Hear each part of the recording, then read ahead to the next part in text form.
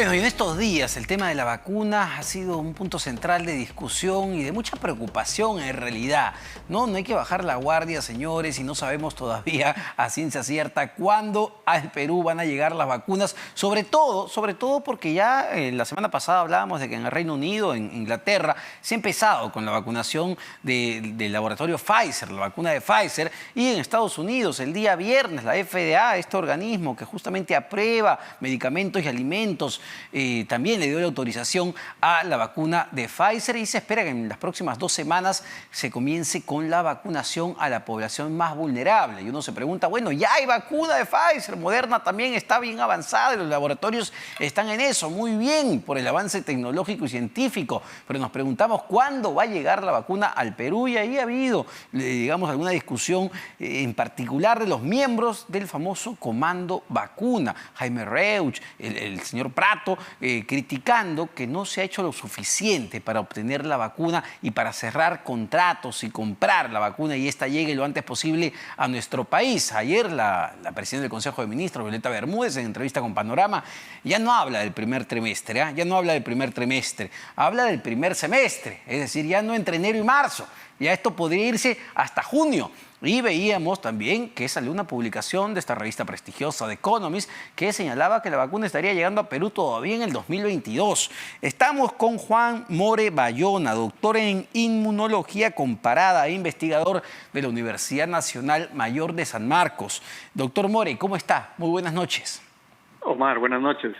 En principio preguntarle a usted como investigador y persona independiente en este tema, ¿qué ha pasado con la vacuna? ¿Nos hemos dormido? ¿Nos hemos retrasado, como dicen algunos miembros del Comando Vacuna? ¿O estamos a tiempo todavía de subsanar lo que tengamos que subsanar?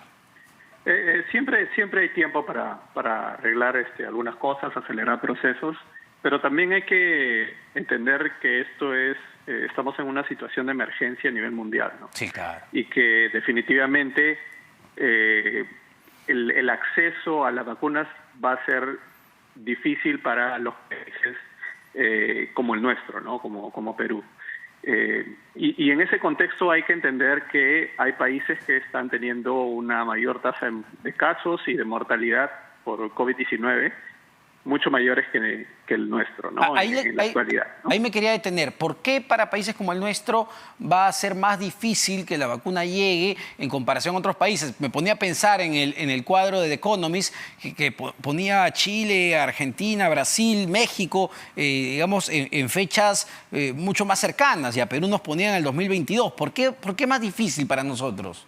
Eso ha sido mucho de gestión, ¿no? Desafortunadamente, lo que se evidencia es que nuestra gestión como Estado ha sido comparativamente deficiente en comparación de los países de los otros países de la región, ¿no?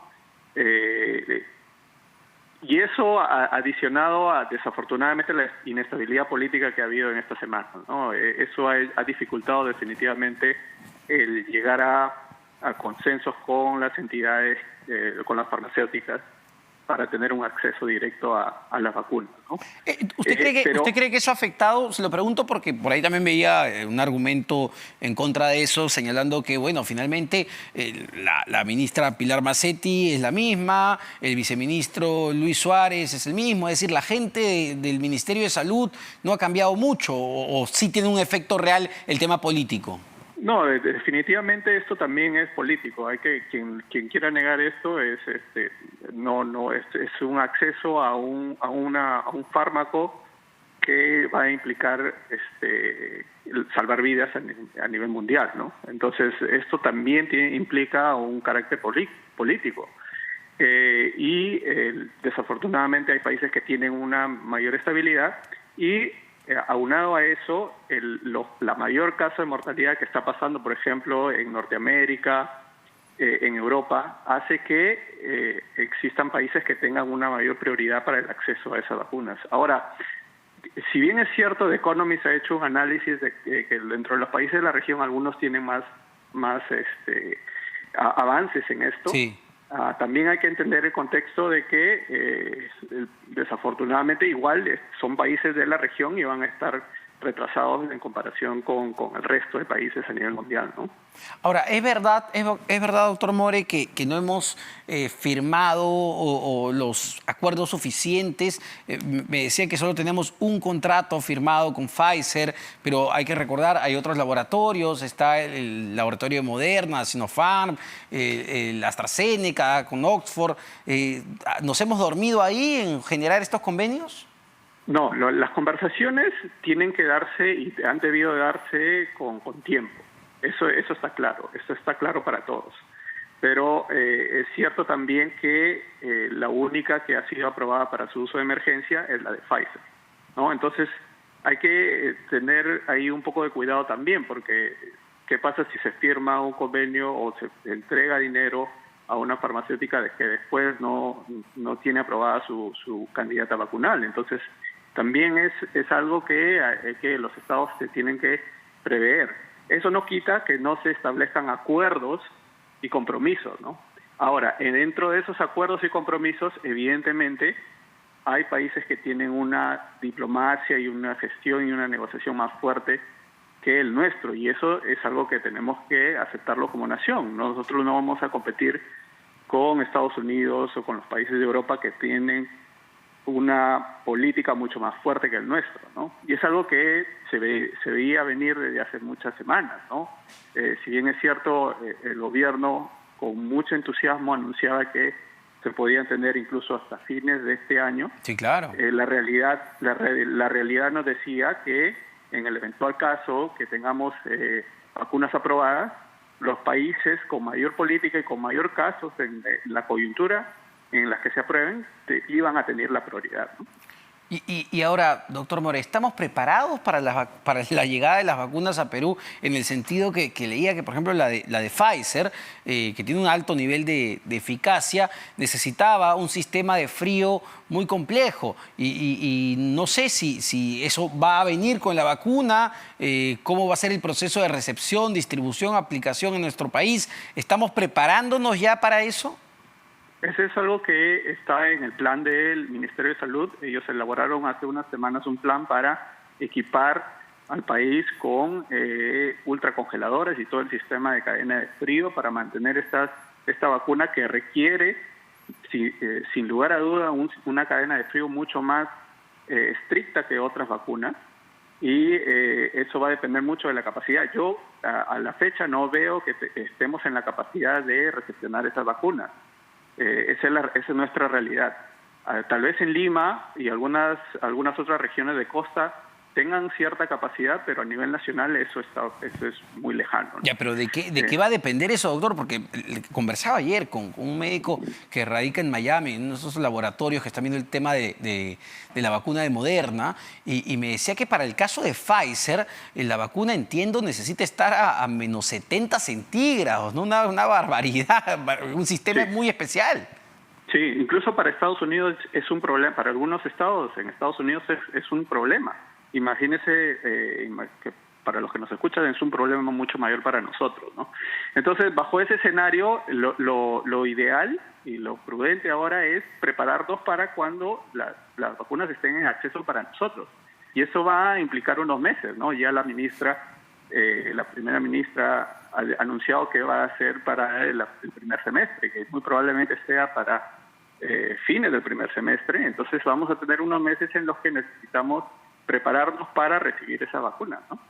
Ya. Evidentemente, esperemos que en ese tránsito también se aprueben las otras candidatas vacunales que van a tener una cadena de frío un poco más flexible y mucho más fácil de manejar para nosotros. Ese sería el escenario ideal para nosotros. ¿Por qué? Que una vacuna de fácil mantenimiento en refrigeración sea aprobada y que tenga una alta eficacia.